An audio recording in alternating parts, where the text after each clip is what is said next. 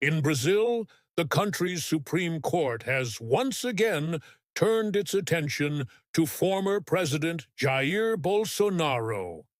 Justice Alexandre de Moraes confirmed that Bolsonaro violated a court order, but decided not to issue a preventive arrest, citing it as an isolated case.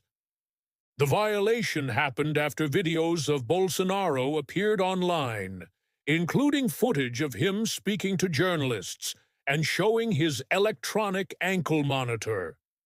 Under the current court order, Bolsonaro is strictly prohibited from using social media, either directly or indirectly.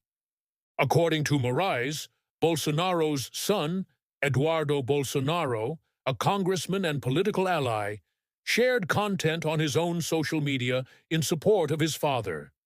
This, the court says, was a coordinated move to bypass the restrictions. In response, Bolsonaro's legal team argued that he should not be held responsible for what others post, especially content based on interviews he gave publicly. They also requested a clearer definition of the court's restrictions, noting that the modern dynamics of digital communication are often beyond the individual's control.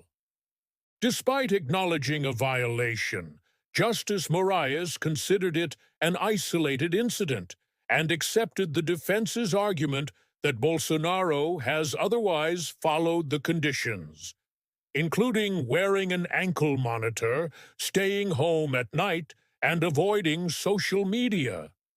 However, Moraes issued a stern warning. If Bolsonaro violates the rules again, he will face immediate preventive detention under Article 312 of Brazil's Criminal Procedure Code.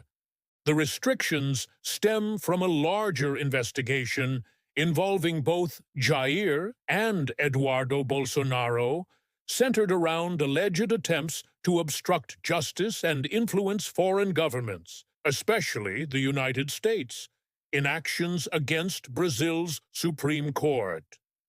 The broader case investigates efforts linked to the failed attempt to overturn Brazil's 2022 election results, which some have compared to the January 6th events in Washington, D.C.